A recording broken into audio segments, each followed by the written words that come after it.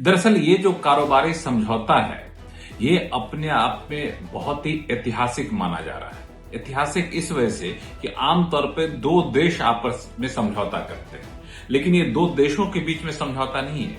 ये दरअसल 27 देशों के साथ भारत का समझौता है। 27 देश इसलिए कह रहा हूं मैं क्योंकि यूरोपियन यूनियन के साथ, ईयू के साथ ये समझौता भारत का हो रहा है और यूरोपियन यूनियन में 27 देश शामिल हैं। अब इस समझौते से क्या होगा? समझौते में क्या होगा कि भारत के सामान जब इन 27 देशों में जाएंगे या फिर 27 देशों में किसी भी देश में जाएंगे तो वो देश अपने यहां इंपोर्ट ड्यूटी नहीं लगाएगा या फिर लगाएगा तो बहुत कम लगाएगा।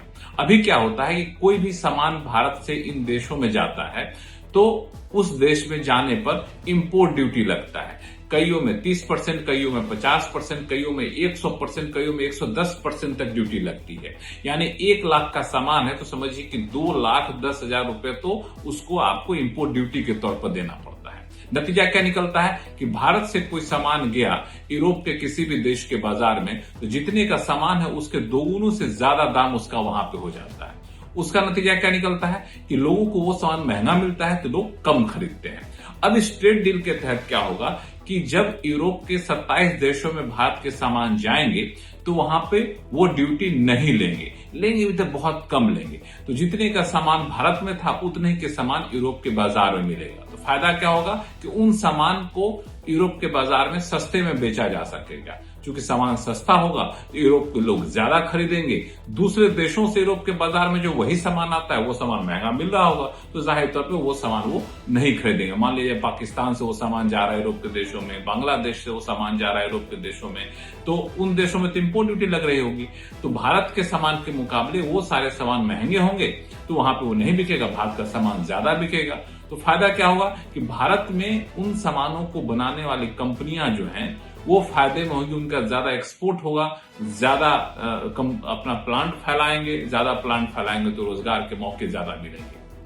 अब आप पूछेंगे सामान कौन कौन सा है जो यूरोप के लोग पसंद करते हैं? क्योंकि आमतौर पे होता क्या है कि हम लोग यूरोप के सामान ज्यादा पसंद करते हैं कि यूरोपियन सामान है, मेड इन जर्मनी है, ये है वो है और वो तो एडवांस होते हैं। लेकिन ऐसा नहीं है, हमारे भी सामान के शौकीन वहां पे बहुत ज्यादा है, चाहे तो लोग बहुत ज्यादा है। मिसाल के तौर पर हमारे यहां से जो कपड़े जाते हैं, खासतौर से कॉटन के कपड़े, उसके बड़े शौकीन है, बड़ी डिमांड होती है। जो टेक्सटाइल होते हैं वो उसकी बड़ी डिमांड होती है। जो गारमेंट होते हैं, लेदर, फुटवेयर, जूते, चप्पल, उसकी डिमांड वहां पे बहुत ज्यादा होती है। जेम्स ज्वेलरी जब जाते हैं, सोने, हीरे, इन सब के, तो उसकी डिमांड वहां पे ज्यादा होती है। इतना ही नहीं, कई सारी मशीनें वहां पे जाती हैं तो उसकी डिमांड वहां पे ज्यादा है। अब वो सामान ज्यादा मांगे जाएंगे क्योंकि वहां पे इन सामानों पर इंपोर्ट ड्यूटी कोई लगेगी ही नहीं लगेगी। तो ये एक बहुत ही इंपॉर्टेंट चीज है। दूसरी महत्वपूर्ण बात क्या है कि हमारे सामान तो जाएंगे और इसमें चीज बता दूं, हमारी कारें भी वहां बहुत लोग पसंद करते हैं। सस्ती कारें यहां बनती हैं उसको भी लोग वहां बहुत पसंद करते हैं, लेकिन अभी ड्यूटी होने की वजह से वहां वो दोगुनी हो जाती है दाम उसके। अब ड्यूटी कम लगेगी या नहीं लगेगी तो वहां पे सस्ते मिल सकेंगे। तो ये एक खास बात है कि हमारे सामानों की डिमांड यूरोप में बहुत ज्यादा होंगे। जब आप यूरोप में घूमने जाएंगे तो देखेंगे कि वो सामान बहुत ज्यादा बिक रहा होगा तो बड़ी खुशी होगी आपको। एक दूसरा पक्ष है, सिर्फ ऐसा नहीं कि हमारे सामान वहां जाएंगे वो ड्यूटी घटा देंगे या नहीं लेंगे, हम भी उसी तरीके से व्यवहार करेंगे इस डील के तहत कि यूरोप के सामान जब हमारे यहां आएंगे तो हम जो है सो कोई उस पर इंपोर्ट ड्यूटी नहीं लेंगे तो बहुत ज्यादा कम लेंगे। अब जैसे यूरोप की जो महंगी महंगी कारें होती हैं उसकी बहुत डिमांड होती है भारतीय बाजारों में, लेकिन जब यहां आती है ना तो उस पर 100% से ज्यादा ड्यूटी लग जाती है। जितने का दाम होता है उससे दोगुना भारतीय बाजार में मिलता है, लोग खरीदने से बचते हैं। अब क्या होगा कि हम लोग उन कारों पर इंपोर्ट ड्यूटी या तो जीरो कर देंगे या फिर बहुत कम लेंगे। फायदा क्या होगा कि वो महंगी कारें, यूरोप की महंगी कारें यहाँ पे बिका करेंगे। यूरोप के वाइन के लोग बहुत शौकीन होते हैं, red wine, white wine, whisky, इन सब के बहुत शौकीन होते हैं। आप देखते होंगे जब एयरपोर्ट पर उतरते होंगे तो ड्यूटी फ्री शॉप पे लोग जाते हैं खरीदने के लिए। क्यों? क्योंकि वहां पे ड्यूटी फ्री मिल जाती है, यानी जितने का यूरोप के बाजार में मिलता था उतने का वहां पे मिल जाएगा तो लोग ले आते हैं। जबकि उसी सामान को घरेलू बाजार में जब बेचा जाएगा वाइन को तो यहाँ पे ड्यूटी बहुत लग जाती है, तो महंगी हो जाती है, दोगुने दाम पड़ जाते हैं। तो अब आपको ड्यूटी फ्री वाला चक्कर खत्म हो जाएगा। अब आप जब यहाँ पर आएंगे तो घरेलू बाजार में भी वहां की वाइन आपको सस्ती भी मिला करेगी क्योंकि वहां पर भारत सरकार इंपोर्ट ड्यूटी कम कर देगी इस डील के लागू होने के बाद। अब आपके मन में एक सवाल उठ रहा होगा, भाई जब वहां से सस्ते सामान यहाँ बन आ ही जाएंगे तो यहाँ की कंपनियां जो वही सामान बना रही हैं उनका क्या होगा। बिल्कुल इस चिंता का बहुत ही खास ख्याल रखा गया है और खास ख्याल इस तरह से रखा गया है कि जैसे कारें, तो भारत में सबसे ज्यादा कारें क्या बनती है, सस्ती कारें बिकती हैं, मिडिल रेंज की कारें बनती हैं, 20-25 लाख की कारें सबसे ज्यादा डिमांड में रहती है। तो हुआ कि भाई वहां से जो इस रेंज वाली कारें आएंगी उस पर हम छूट नहीं देंगे ताकि हमारे घरेलू इंडस्ट्री को नुकसान ना हो। वो सामान जो हमारे घरेलू इंडस्ट्री बहुत बड़े पैमाने पर बनाते हैं उन सामान को उसी दाम में यूरोप से नहीं आने देंगे। इससे क्या होगा कि हमारे घरेलू इंडस्ट्री भी बची रहेगी, उनके हितों का ख्याल रखा जाएगा। वाइन भी, सस्ती वाइन वहां से नहीं आने देंगे क्योंकि हमारे घरेलू इंडस्ट्री सस्ते बना देती है। तो ये इस डील की खासियत है कि हमारे घरेलू इंडस्ट्री के हितों का ख्याल रखा गया है। ऐसे ही यूरोप के जो घरेलू इंडस्ट्री उनके हितों का ख्याल रखा है। हम वही सामान वहां पे भेजेंगे जो यूरोप की घरेलू इंडस्ट्री नहीं बनाती है, बहुत कम बनाती है, और जो बनाती है वो सामान अगर जाएगी तो वहां पर ड्यूटी में छूट नहीं मिलेगी। यानी घरेलू इंडस्ट्री के सामान के मुकाबले हमारे सामान सस्ते में ना हो जाए, इसका भी ख्याल रखा गया है। इसलिए इस डील की खूबसूरती है कि हमारे हित को नुकसान नहीं हो, आपके हित को नुकसान ना हो और डील फिर लागू हो जाए। इस फॉर्मूले के तहत जो है सो ये भारत EU डील किया गया है। और अब आप कहेंगे इस डील की अहमियत क्यों, मदर ऑफ ऑल डील क्यों कहा जा रहा है। मदर ऑफ ऑल डील इसलिए कहा जा रहा है क्योंकि आमतौर पर दो देश जब आपस में डील करते हैं ना तो एक दो देशों के बीच में होता है, यहाँ 27 देशों के बीच में हो रहा है, यूरोप के 27 देशों के बीच में डील हो रहा है, इसीलिए इसको मदर ऑफ ऑल डील कहा जा रहा है। और एक और चीज, ये डील ऐसे समय में हो रहा है जब अमेरिका भारत के बीच डील अभी तक हुआ नहीं है।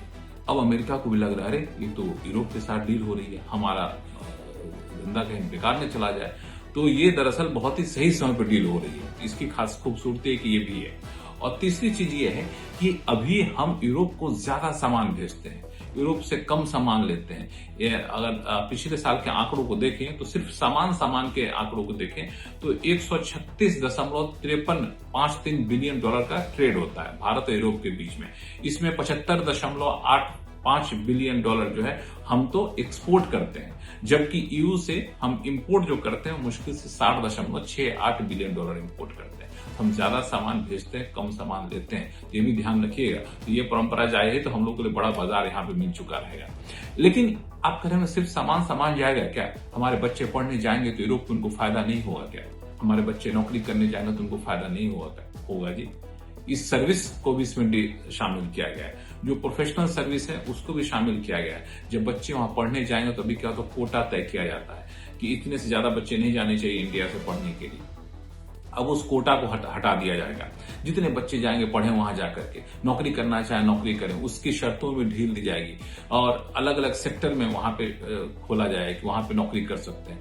तो सर्विस सेक्टर भी एक बड़ा फायदेमंद होगा, जो रोजगार करना चाहते हैं, बाहर जाकर विदेश में नौकरी करना चाहते हैं, यूरोप के देशों में करना चाहते हैं, बहुत लोगों के सपने होते हैं, तो सपने भी पूरे यहाँ पर होंगे। वैसे यूरोप के लोग जब यहाँ आना चाहेंगे तो हम लोग वैसे जगहों पे भी सेक्टर में खोल रहे हैं, उनके लिए शर्तें आसान करें जहां पर लोग यहाँ पे नहीं मिलते, वहां के लोगों की बड़ी जरूरत होती है।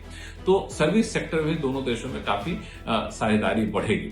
माना यह जा रहा है कि डील अभी तो सिर्फ घोषणा होगी, फिर दस्तखत होगा, उसके कानूनी पहलुओं को अंतिम रूप दिया जाएगा। जब कानूनी भाषा पूरी कर ली जाएगी तब इस डील को एक तरह से लागू करने की तैयारी होगी। दोनों तरफ के पार्लियामेंट से, यूरोप के पार्लियामेंट से मंजूरी यहाँ पे ली जाएगी।